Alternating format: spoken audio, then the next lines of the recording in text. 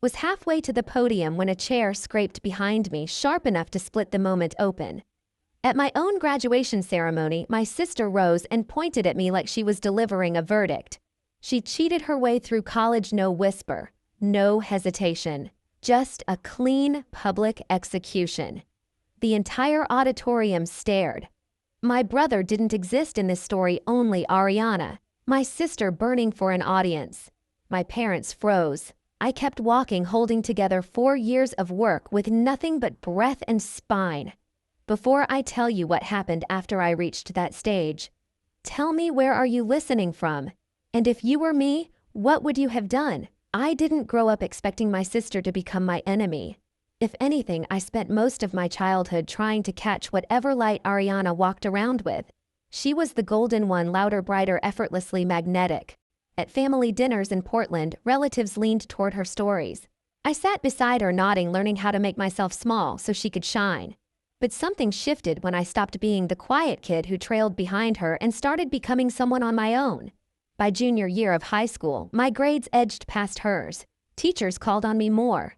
A scholarship letter arrived with my name on it, and the smile Ariana gave me carried the sweetness of fruit left out too long. College made the distance wider. I left for campus with a duffel bag and a stack of psych textbooks. She stayed home after dropping out of her grad program. I didn't think it mattered, different paths, different timing.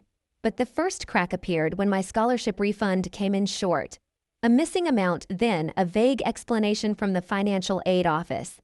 When I asked my parents if they had heard anything from Ariana, they exchanged a look too quick to decode. Then came the emails, a plagiarism complaint I didn't recognize, a canceled appointment with Professor Hale. I never canceled a tutoring accusation from someone I'd never met. Small things at first, easy to shrug off, easy to blame on the chaos of school. But they built on each other, subtle weight after subtle weight, pressing down on my reputation until I could feel people watching me in hallways with the hesitation of someone approaching a cracked mirror. Lena, my roommate, noticed it before I said a word. "You're checking your phone like you're waiting for something bad," she whispered one night in our studio. I didn't know how to explain that I wasn't waiting for bad news, I was waiting for a pattern. The truth is, I kept hoping it wasn't Ariana, that my sister, the girl who used to braid my hair before school, couldn't possibly be behind all of it. But hope has a way of blinding you right before the final blow. I just didn't know that blow would land on the one day she knew I couldn't defend myself.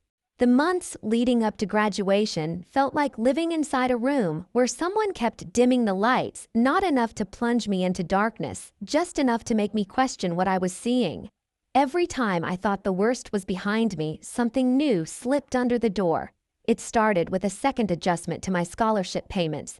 Then, a notice about a missing form I'd already submitted. Then, my campus account locked me out for repeated suspicious activity. I stared at the login screen in my dorm, pulse climbing, as if the system itself was telling me I didn't fully belong anymore. Professor Hale called me in next. "A complaint came through," he said, carefully folding his hands. "Someone claims you plagiarized parts of your behavioral analysis report." My stomach dropped. That report had taken me weeks, late nights, cold leftovers, endless corrections. I opened my mouth to defend myself, but he raised a hand. "I don't believe it. I'm telling you so you can prepare." "Prepare? For what?" "A war I didn't start." Whispers followed me out of his office. Evan, a classmate from freshman year, gave me a strange, assessing look in the hallway. A girl in my lab group avoided eye contact. Even Lena, who trusted me by instinct, said, "You don't think someone's targeting you, right?" "I don't know," I answered. But I did know. I just didn't want to say it out loud. The turning point came the night I found a message in my inbox, an email apparently sent by me to a faculty assistant canceling a meeting I'd been counting on for my capstone review. The tone wasn't mine. The phrasing wasn't mine. The signature wasn't mine. But the damage, that was very much mine. I sat on my bed in the half-light of our studio apartment, scrolling through old memories of Ariana like I was rewinding a film. The backhanded comments, the sharp smiles, the times she dismissed my wins as luck. The way she'd been drifting through life since leaving her grad program, always comparing, always tallying. And somewhere between those memories, the truth formed, quiet, sharp, undeniable. This wasn't randomness. This wasn't bad timing. Someone was choreographing my downfall piece by piece. I drove home that weekend and found my dad in the backyard standing by the old fence he'd been meaning to fix for years. He watered the hydrangeas like the world wasn't closing in on me. "Dad, has Ariana ever said something about me about school?" He paused, water trickling onto his shoes. "She's been tense," he admitted. "Said you get everything handed to you." I told her that wasn't fair, but the rest didn't matter. The fracture was already there. When I returned to campus, I made my decision. No more guessing. No more hoping I was wrong. I reached out to a tech investigator named Noah Vance, the one friend of a friend said could find ghosts in a machine. And within days, the ghosts had names, timestamps, locations, and one of them was Ariana's. That was the moment the quiet dread inside me turned into resolve. Noah didn't speak much the first time we met. He just listened, really listened while I laid out every strange payment, every canceled appointment, every whisper that clung to me like smoke. When I finished, he tapped the edge of his laptop and said, "If someone's been in your accounts, they left footprints. People always do." 3 days later, he called me back to his shared workspace downtown. The place buzzed with low conversations and the hum of old vents. But on Noah's screen, everything was razor sharp. "These are your login logs," he said, pointing. "Except here, here, and here, those aren't yours." The access came from another device on a home network in Portland. My chest tightened. I didn't want him to say it. He said it anyway, the same network where your parents live. Something in me curled inward like my ribs were trying to shield my heart. He wasn't accusing them, not directly. But there was only one person in that house who'd ever memorized my passwords, my security questions, my habits. Ariana. Noah scrolled again. "There's more. The payments missing from your scholarship refund. Someone rerouted them. Twice." He opened another window showing a list of transactions tagged under my campus account. And these tutoring accusations. "They were sent using a mirrored email, one character off from yours. That's intentional." My throat went dry. Intentional. The word felt surgical. I left the workspace, shaking phone buzzing in my pocket. Lena texted, "You okay? You've been quiet." I couldn't respond. Not yet. I needed airspace, something steady to hold on to. Instead, I drove straight to my parents' house, sat in the driveway, and stared at the porch light flickering under the early summer sky. Dad found me there 20 minutes later. "Jolie." "What's going on?" I didn't tell him everything. "Just enough." "That scholarship money that went missing?" "The plagiarism complaint." "Someone's been in my accounts messing with my life." He swallowed hard. "Are you saying I don't know what I'm saying?" I lied. "Not until I have proof." Because the truth would break him. He still believed Ariana was complicated, not cruel. Wounded, not dangerous. He didn't see what she was doing to me because I'd spent years covering it with a smile. But I wasn't covering anything anymore. Back on campus that night, I pulled every file, every screenshot, every odd detail Noah had confirmed. If Ariana wanted to tear down the life I built, I would protect it with everything I had left. I contacted attorney Mira Reyes the next morning. She reviewed what I brought and asked only one question. "When do you want this to stop?" "When it's no longer just me she can hurt," I said. That was when the shift happened, quiet, but absolute. I wasn't reacting anymore. I was preparing. Graduation was 2 weeks away. I tucked the evidence into a sealed envelope labeled and ready. And for the first time in months, I felt something other than fear. I felt direction. 2 weeks passed like I was living in 2 timelines at once. In one, I was a normal graduating student returning my dorm key, finishing finals, trying on my cap and gown in front of the mirror. In the other, I was preparing for a quiet war. A war Ariana didn't know she'd already lost. The night before graduation, I barely slept. The sky outside my studio was a deep, cloudless blue, the kind that made the world feel paused. I laid out everything, the sealed envelope of evidence, the printed logs Noah had verified, the statement Mira helped me prepare, and my capstone summary. My hands didn't shake, not anymore. They had the steadiness of someone finally stepping out of survival mode. At sunrise, I slipped the envelope into the inner lining of my gown and walked out the door. The university auditorium in Portland was already buzzing by the time I arrived. Students hugged each other, parents fanned themselves with programs, faculty lined up in regalia. Everything looked normal, festive, hopeful. And underneath it all, a slow pulse of dread tapped in my chest. Not fear of Ariana, fear of what she would force me to reveal. When my family arrived, I saw it instantly. Ariana wasn't dressed like someone attending a graduation. She was dressed like someone hosting the event, white blazer, dramatic makeup posture, too rehearsed.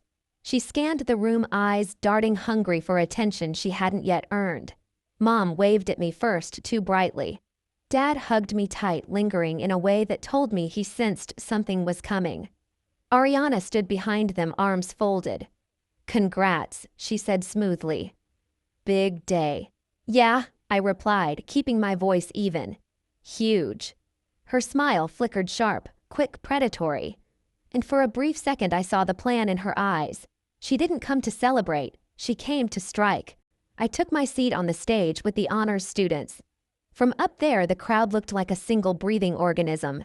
The lights warmed my face, and a strange calm settled in my bones. Dean Matthews met my eye from his seat. We'd spoken the night before. He knew everything. He gave the slightest nod.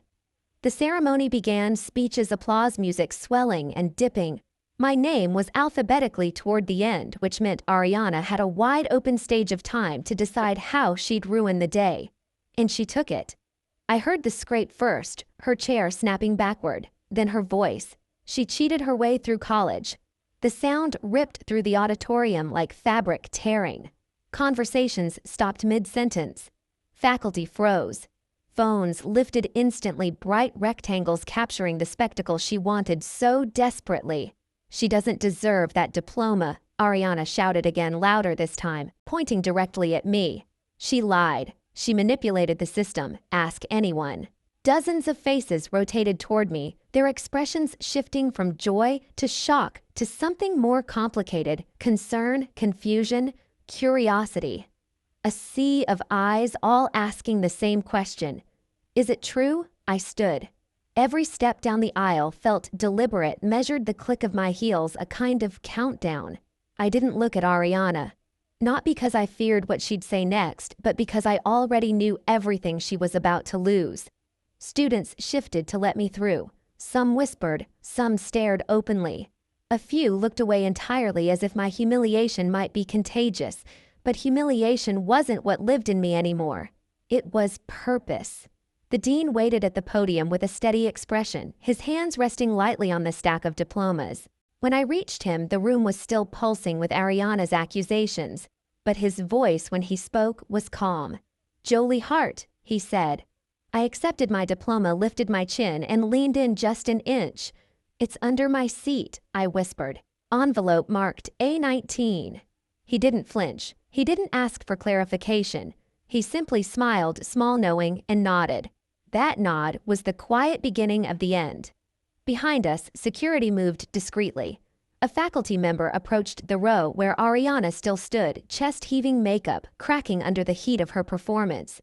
She didn't realize the room was no longer hers. Not after the dean's nod. Not after the evidence waiting beneath my chair. As I walked off the stage, the energy shifted. The whispers changed. A woman in the second row lowered her phone, frowning not at me, but at Ariana. A professor shook his head. A reporter for the local paper leaned forward, scribbling. Ariana sensed the change too. "What?" she barked, voice wobbling. "You all saw it." She didn't deny anything. She just stood there.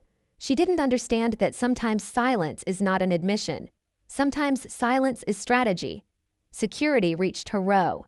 One of them spoke softly, offering her a choice sit or step out. But Ariana didn't do soft. "You're all blind," she screamed, pointing again, desperation breaking through her polished exterior. She's been lying for years. But the crowd wasn't with her anymore. They'd seen me walk calm and steady. They'd seen the dean nod. They'd seen Ariana unravel. And unravel she did. Her voice cracked first, then her hands, then the control she'd always believed she had over me, over our family, over the narrative. She tried to keep shouting, but security gently guided her toward the aisle. It wasn't forceful, it wasn't harsh, it was simply the natural conclusion of her own choices. When she reached the doors at the back of the auditorium, she turned one last time, eyes hot with disbelief. "You think this is over, Jolie?" she spat. "You think that little whisper makes you innocent? I didn't look back. I didn't need to. Because the truth was already moving quietly, legally, irrevocably." After the ceremony, I met the dean backstage. He held the envelope I'd hidden. "This is serious," he said gently. "So was what she did," I replied. He nodded, face steady. "You did the right thing." Mira arrived minutes later, her presence crisp and controlled. She reviewed the contents, quickly logged statements, summaries, screenshots, transaction evidence, every piece pointing in one direction. "She won't be able to spin this," Mira said. "Not in front of the academic board, not in civil court, not anywhere." And just like that, the final stage of Ariana's plan collapsed. Not because I shouted, not because I fought her on the floor of the auditorium, but because I refused to fight on her terms. The investigation launched the following morning. By the end of the week, Ariana was banned from campus pending review. 2 professors came forward with suspicious emails they'd dismissed earlier. The scholarship office traced rerouted payments directly to accounts tied to her device. And when Noah submitted his digital report, the board didn't need more than a single meeting. Ariana's sabotage was undeniable. Her outburst at graduation, the very spectacle she thought would destroy me, became the clearest evidence of motive obsession and malicious intent.